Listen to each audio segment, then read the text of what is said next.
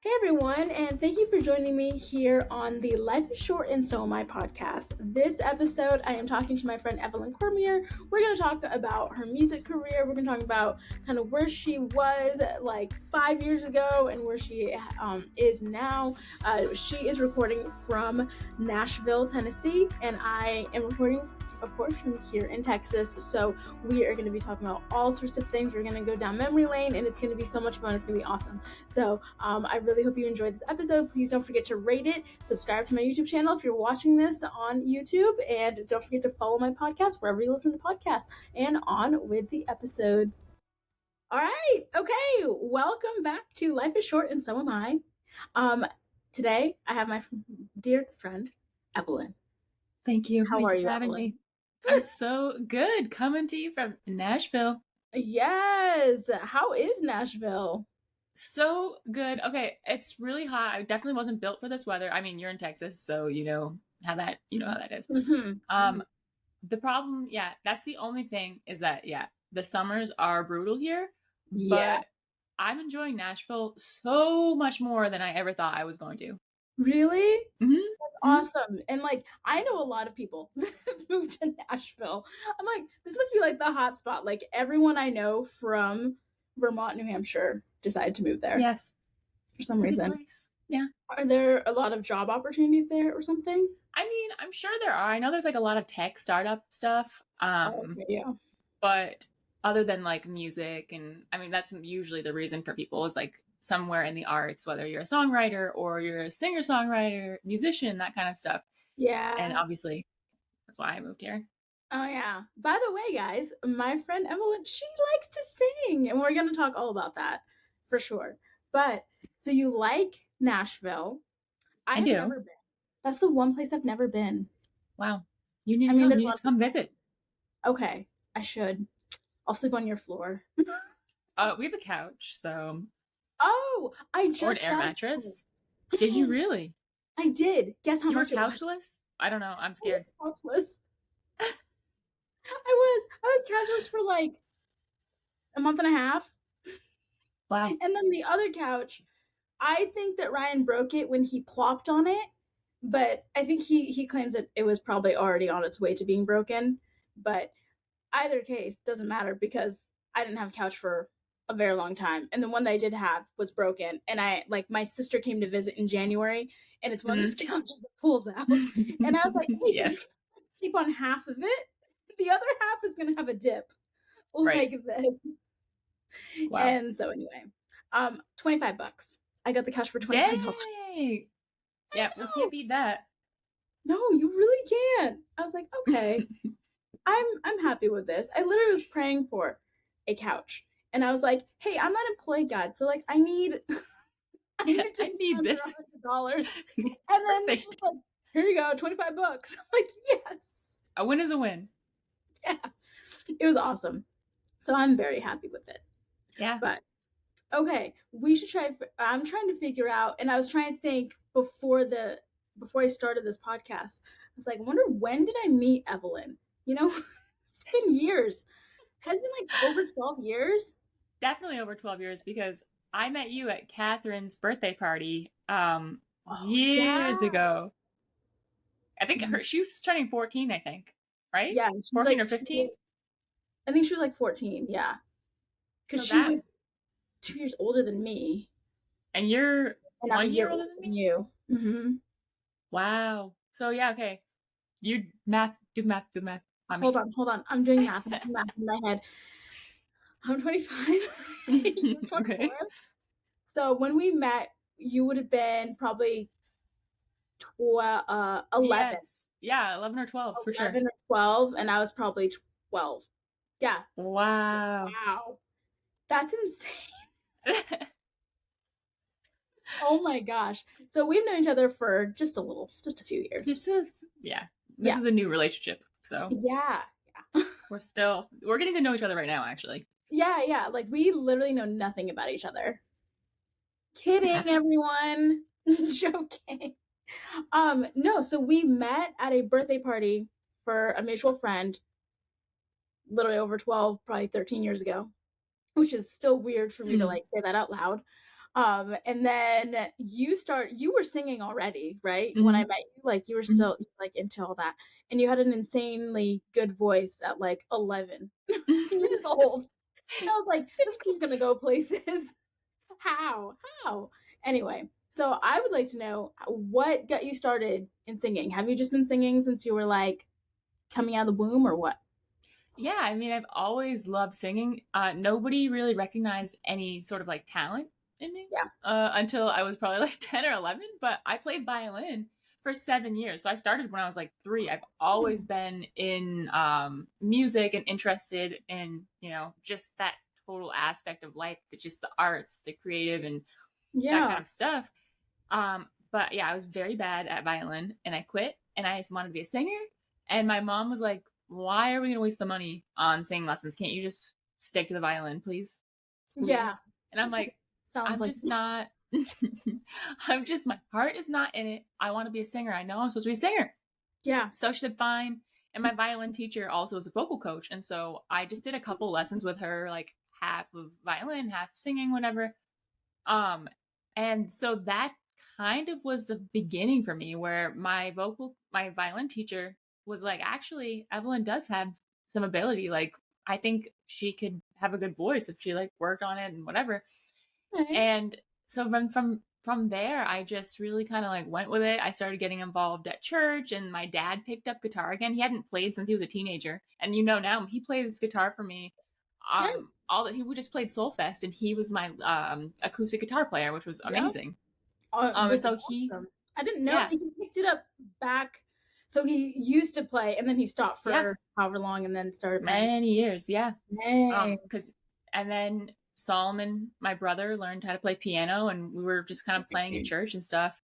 Mm-hmm. Until then, by the time I was 13, I was in a band of all adults who just like really believed in me and wanted to see me grow and succeed, which is really great. Like you need that as a kid Yeah. or as when you're Yeah, that's aspiring to good. things. And then I had like a full-time like gigging out schedule for different restaurants and bars in the area by the time I was 15. And so I've just been really involved and like performing. Like that was definitely a time in Mhm. my life where I was doing a lot of performing. You're just getting out there. Yeah. Like people are just getting to know your name Yeah. and all of that. So like when was your I don't know if you'd call it a big break, but like I don't know what you call it in the music world. Like when was it where you were like, "Oh, I could do this like for a living at some point?"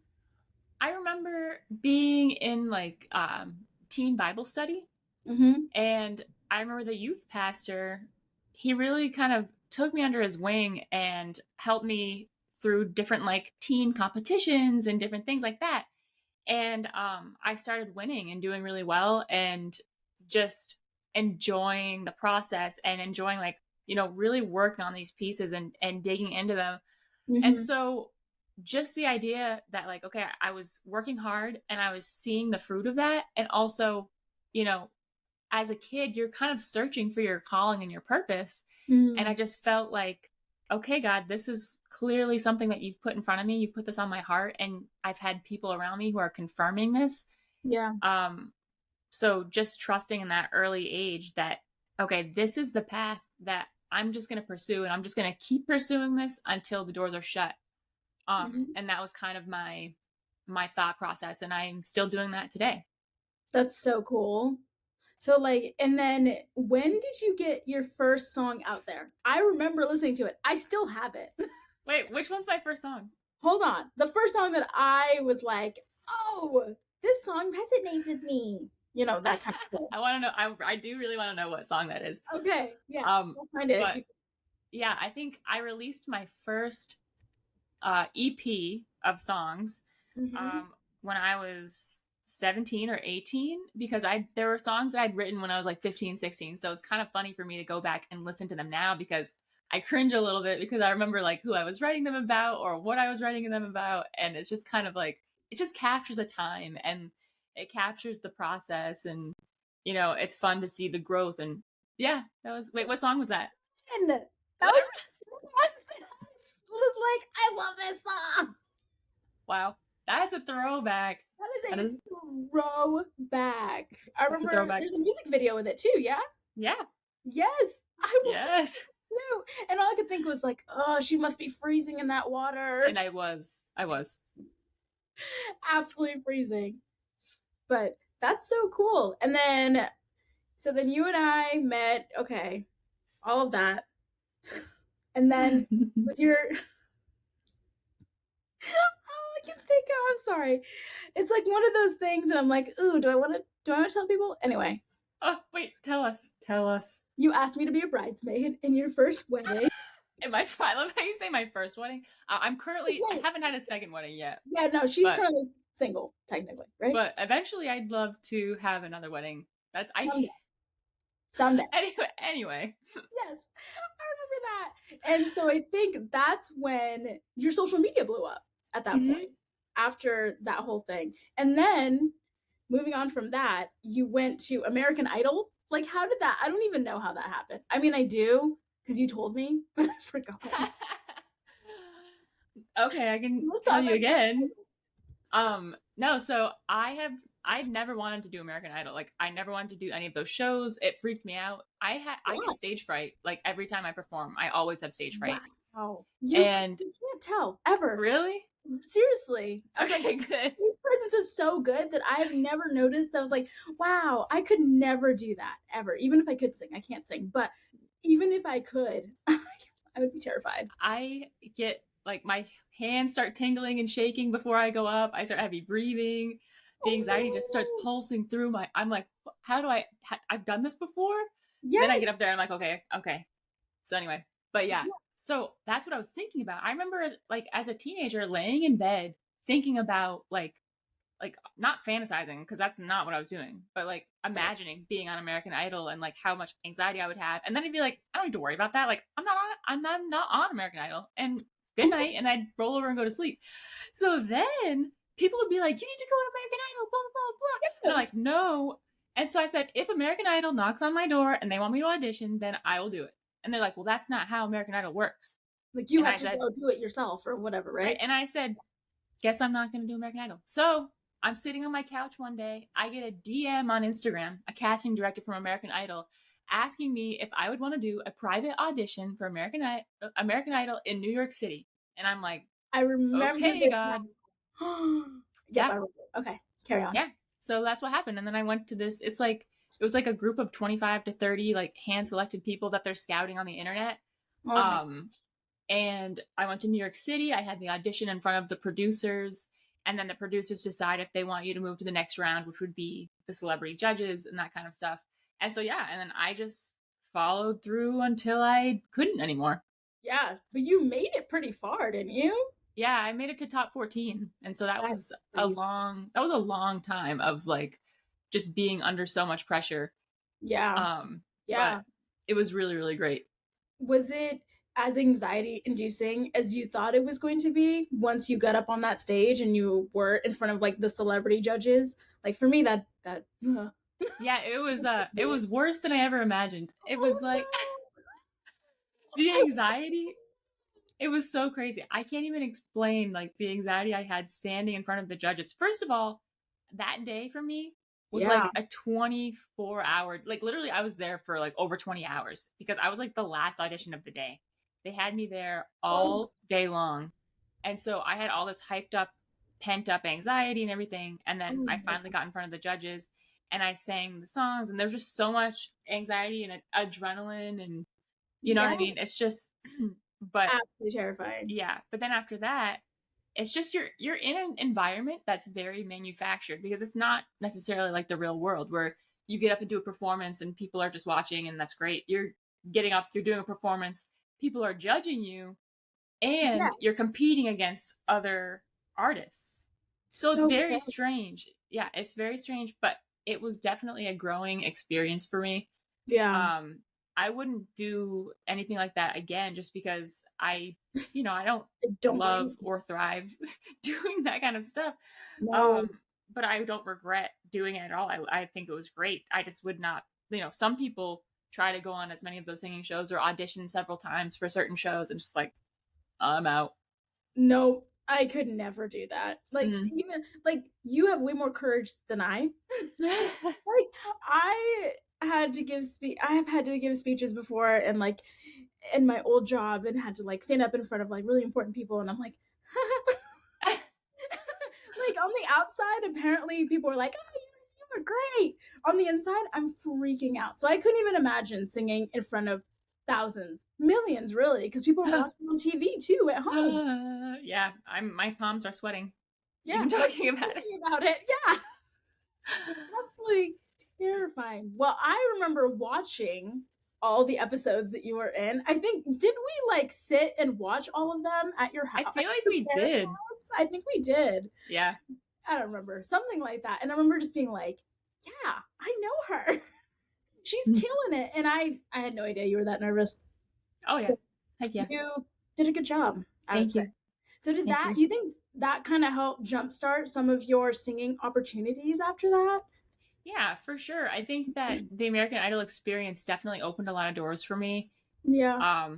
People are more willing to be like, yeah, like let's hear what you have to say, or let's, let's book you Gives you for this street show, cred. or you give you some street cred, really, it does. And then yeah, then there's different opportunities. And, I got right after the show, I went and I got to open up for Chris Isaac when he was doing his touring up in the Northeast. That's awesome. And I opened up for 10,000 Maniacs when they came around. And it was just like you a did? really, yeah. So cool. Yeah. Thank you. I love it. So it was just really a fun time. And then I remember I did right before COVID, I did like a little tiny tour in London and then in East Sussex. And so that was cool because I got to travel a little bit. That was super cool. Yeah. Whoops, moving around. Hold on. You're good. I remember seeing pictures of like you in the phone booth, and I was like, oh, she's in London. She's in London.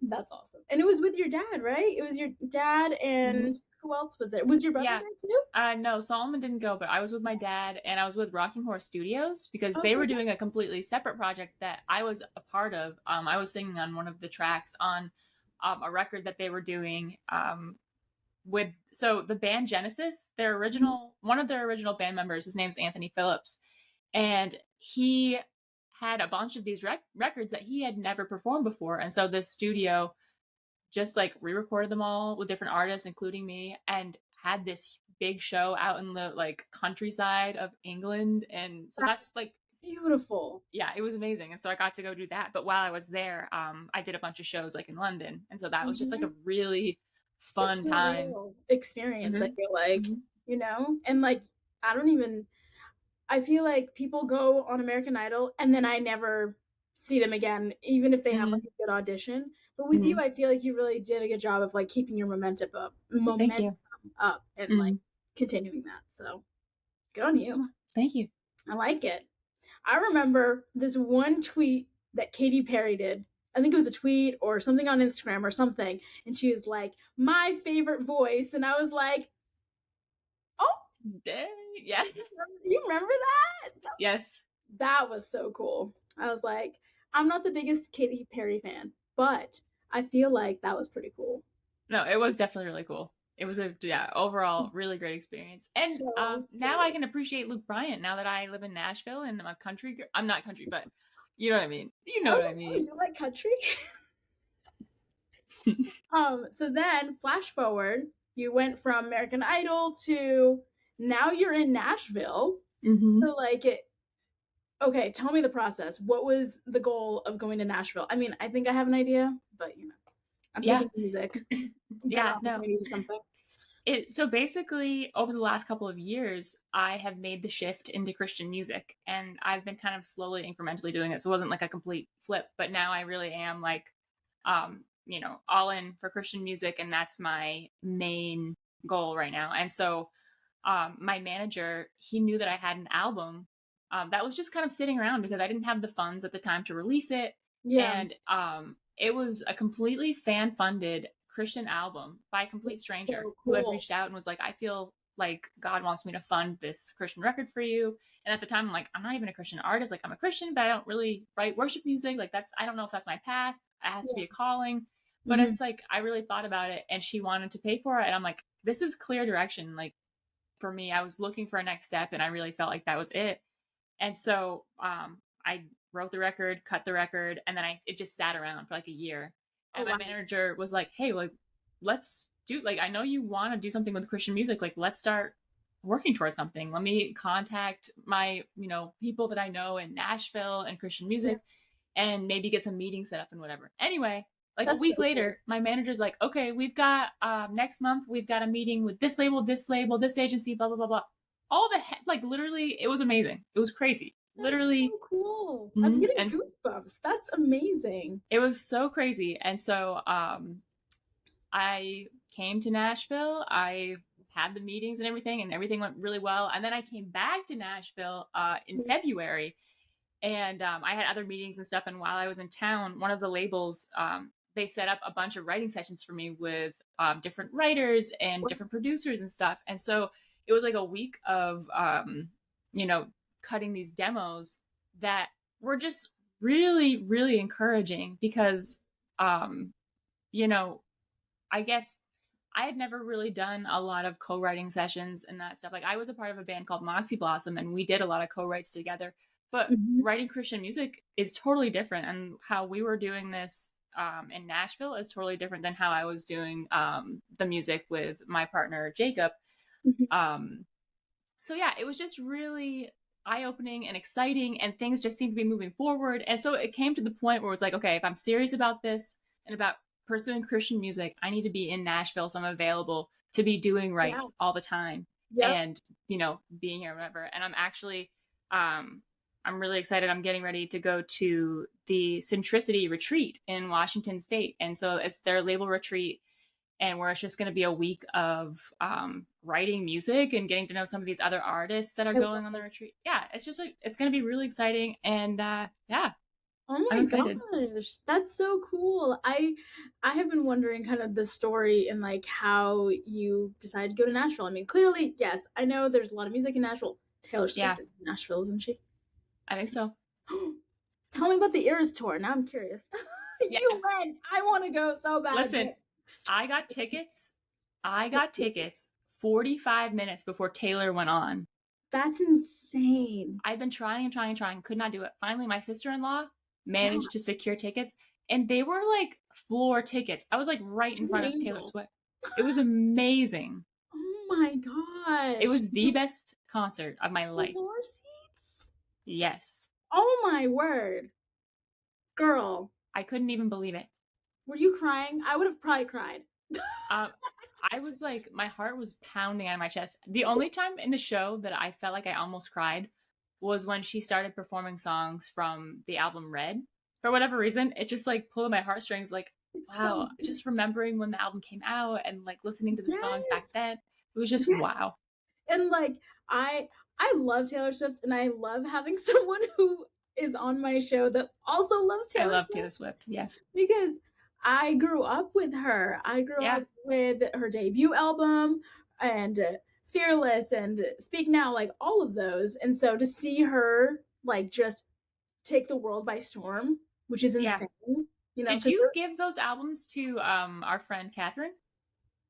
no, I don't think Because so. I think I got introduced to Taylor Swift through her, and I think you were there, and we were jamming out to like some Taylor Swift records. Really? I Was feel like that's what happened. that probably? I don't remember because I was trying to figure out when I and started liking Taylor Swift.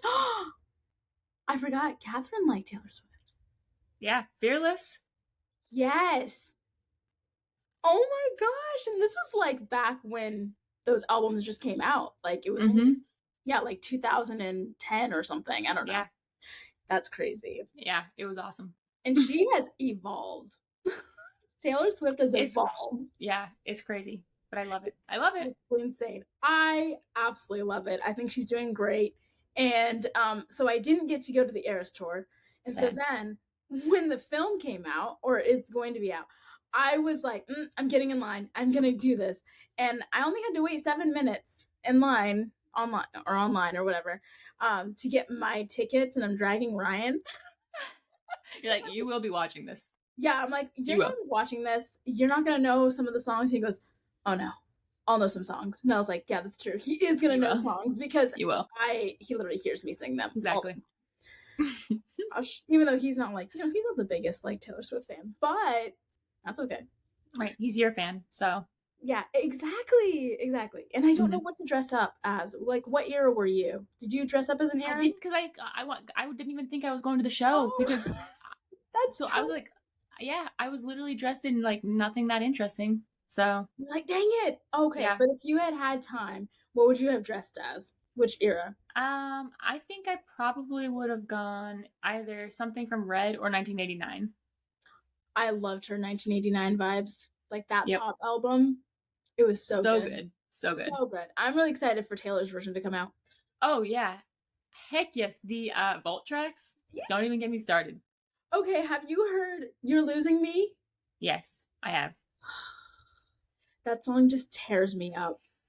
And I'm like, oh my gosh. She was going through a breakup while she was writing Midnights, I think, is Yeah, what I I really believe it because like gathered. now that we're listening through all the songs and you're thinking about that, it definitely feels like a breakup album. Yeah. Because at first I was like, oh, this is like a really fun album. And then I was like, wait, You're like, wait a second, this ain't hold fun. on. This album is actually really sad.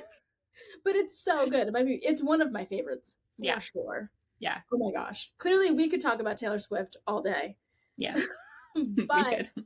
I have more questions. So, what is your biggest motivator in life in general? Like, what motivates you to get out of bed and you're like, yes, I'm going to conquer the day and this is my motivator? Yeah.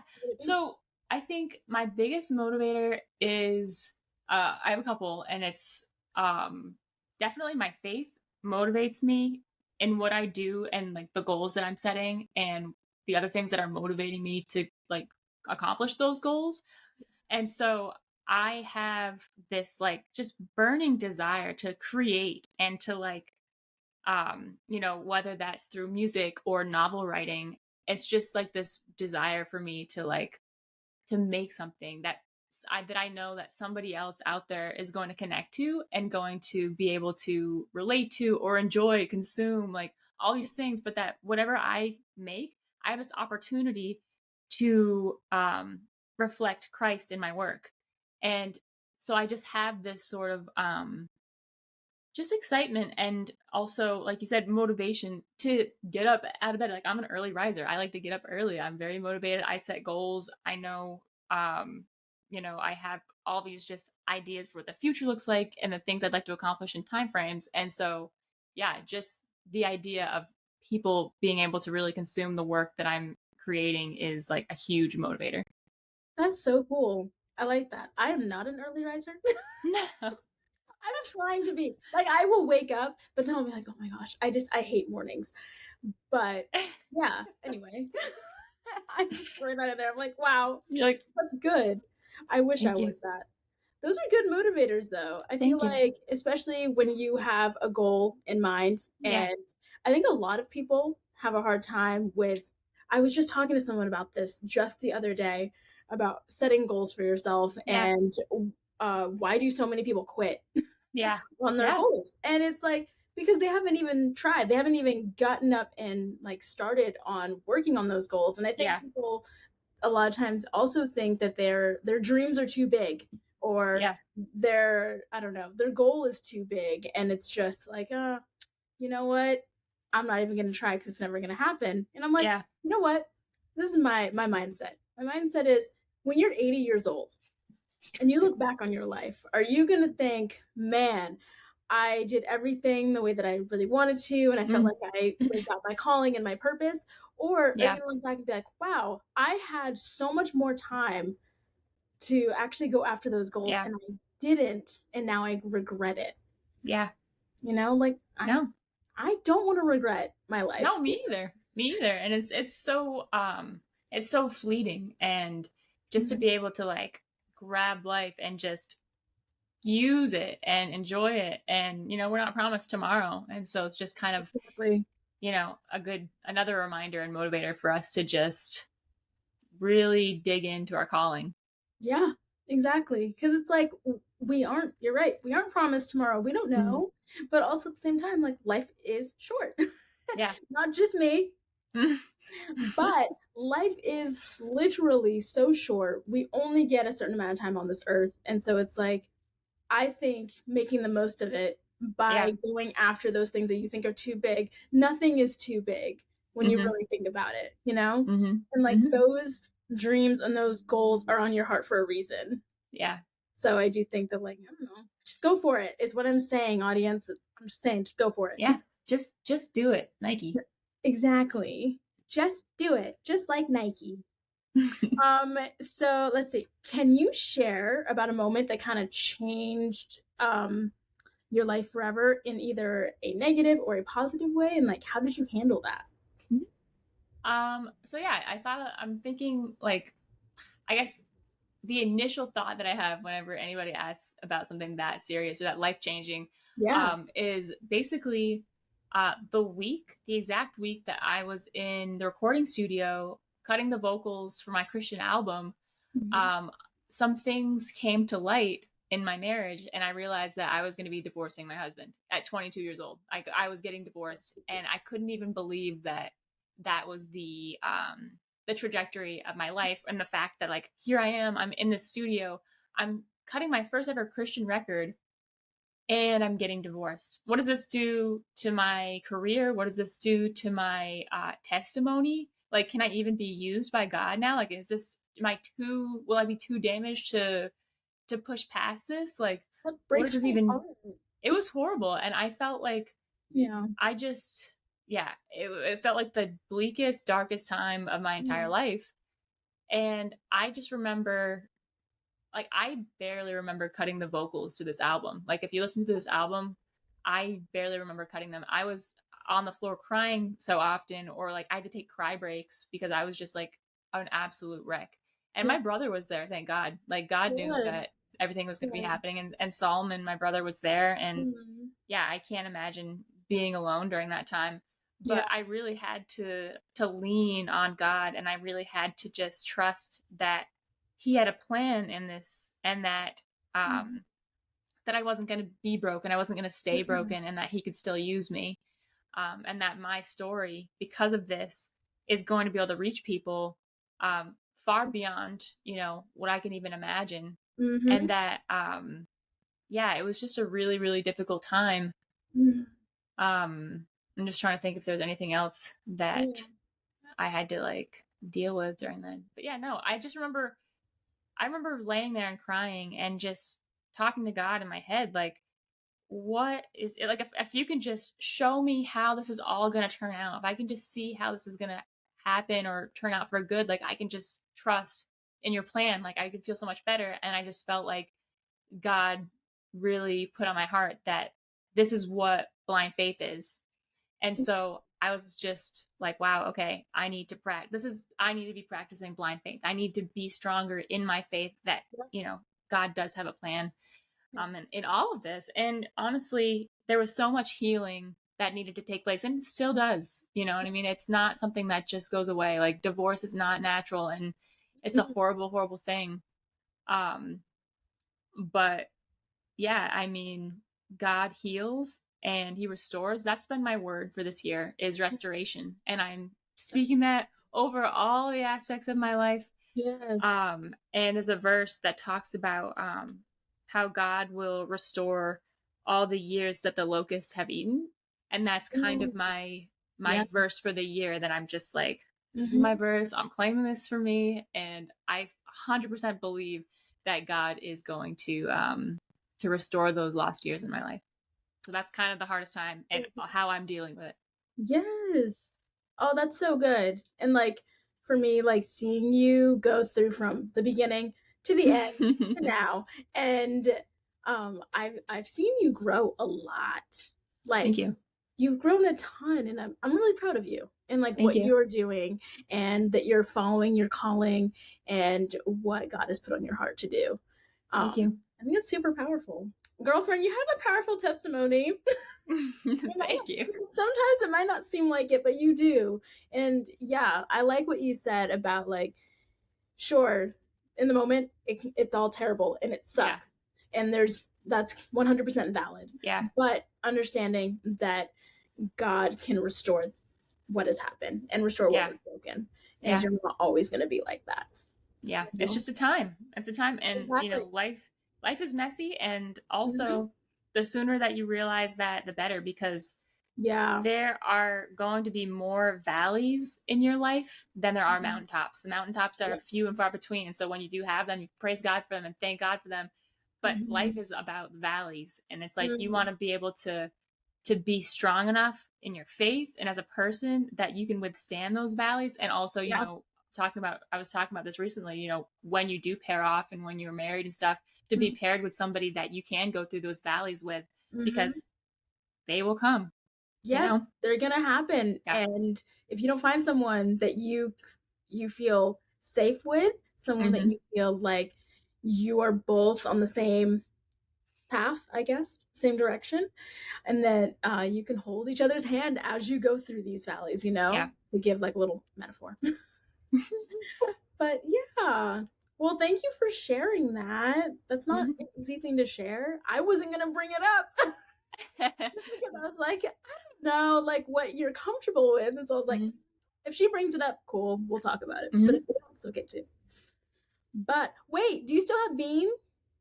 Yes, but he's with my parents with the other dogs because literally Beans and Whitey are best friends. And if I Oh, took them you apart, Whitey cute. would be devastated. Oh, Devastated. They're best friends. They like snuggle like cinnamon buns together, like squish. Like I can't even. It's so sweet. I love them both. I remember when I met Beans the first time, I think I stepped on him by accident and You dropped him on his I head. dropped him. I felt so bad. I was like, my poor dead dog now. Anyway, he lived. He lived. He was fine. He still liked me.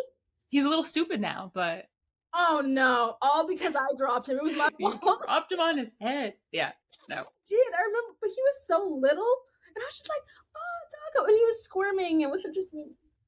Mm-hmm. Okay, fine. It was me. It was all me. It's okay. Oh man. But hey, if you go back to New Hampshire at some point, you'll just have to. I Well, will. I'll oh take my man. son. Yeah, he's your son, but you can't He's take my him son. away from Whitey. Yeah, but Whitey's not going to live forever. Whitey's getting old. Shh, no, don't say that. I know. It's horrible. Don't It's say horrible. that. I don't want to think about a world without Whitey. Me either. Trust me, me Gosh. either. I don't like it. Okay, so now that we kind of went through that, what would you say if you could go back in time and talk to your 10-year-old self? What would you say to her? My knee-jerk reaction is do not get married when you do end up getting Yeah, married. Say no. yeah, Say no and yeah. run far away. But honestly, that's not my journey. That was Nope, not my journey, that was not apparently. it. That was not it. So, I mean, I guess I would just say, I would just explain that life is going to be such a wild ride. And Yep. just to be able to have discernment on, the people that you let in and who Yeah. you can and cannot trust. And just, Yeah. I don't know, it's just, what It's does so one tell your true. 10-year-old self? You can't ruin the Right? canon events. No, you gotta leave those because we can't mess with time here. Whatever happened in my life, it's formed me into who I am, built character. Yes. This is Yep. who I am. I would Yep. just say buckle up, Buttercup. It's gonna be a hard ride. I love that. You hear that? You need to just buckle up, Buttercup, because this is the journey called life. This is the journey. Sometimes it sucks, sometimes it's beautiful, but hey, it's a human experience, It is. So there's that. So if you had the attention of the world for 5 minutes, what would you tell them? What do you want them to get out of our conversation? Yes. Out of just 5 minutes randomly, like what would I want to talk about to the world? What is so like I guess let me recap this.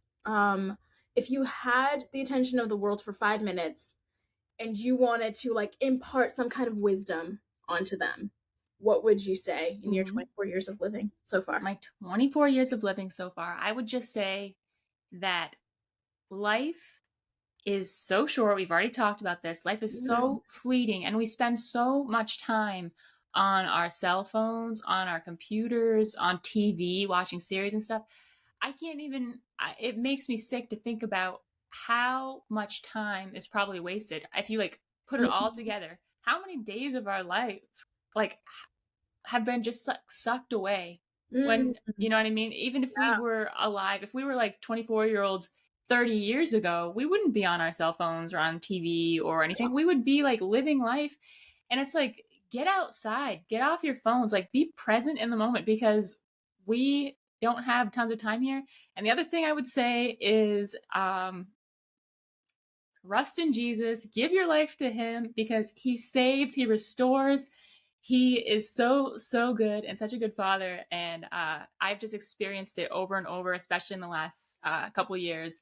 And to just give yourself over to the calling on your life. And I know that it's scary, and I know that it can be unknown or daunting, but just to dive in. Like, one of my life verses, I keep talking about life verses, I have a new one, but my other one was launch out into the deep. You know, when Jesus tells Peter, cast your nets into the deep, he said, launch your nets into the deep. And when Peter did that after fishing all night and caught no fish, when Jesus told him to do that and he had faith and he did that, he pulled back so many fish that it was unbelievable. And so I want to have that kind of faith in my life where I can launch out into the deep. And so I'm saying that to you. If you've got a calling and you just feel a little scared and it's a little unknown, but you know that God is calling you, just do it. Launch out into the deep. Jump in. Yeah. It'll be fun. Everything will fall into place because God provides. He provides the money. He provides the housing. He provides the food to eat, the clothes to wear. Everything will just fall into place. If it's God's will, it's God's bill. Write that down. Oh, that was good. If it's God's will, it's God's bill. I love that. I mean, thank you. No, that's so good though, because it's like I have seen it over and over in my own life. Like when I went to Colorado and I did an internship for like a youth program, and I was like, I don't have enough money. You know, I was in college, I was working at the church at the same time, and so I was like, I don't have enough money to even get there. I don't know where I'd stay. Like there were so many things that were just out of my control, and I was like, well, I don't think I'm gonna be able to do it. And then I think it was my mom that was basically just like, if it's meant to be, it'll happen. Yeah. Like the Lord will provide a way to do that. And I was like, okay. So then went on to Google Flights, and there's one ticket left, and it was exactly the amount that I was like, because I had said, okay, God, like I'm not gonna spend any more than $80 on a ticket. Like that's it, taxes included. And what I find, an $80 ticket.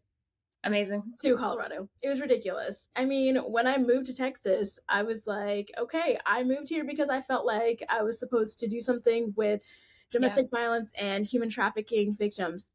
What did I do? That's exactly, that is exactly what I ended up doing, was rescuing them. It was insane. Yeah. So like, yeah, I don't know. I don't know. If you need proof that God exists. This is it. No, and I think that it's really amazing what you've been doing, and cool to be watching that. Yeah, and it just shows you, it's like God directed your path there, and he had a purpose for you, and you were walking in that purpose and being obedient. And I really do believe that God blesses that obedience. Oh yeah. No, I totally agree.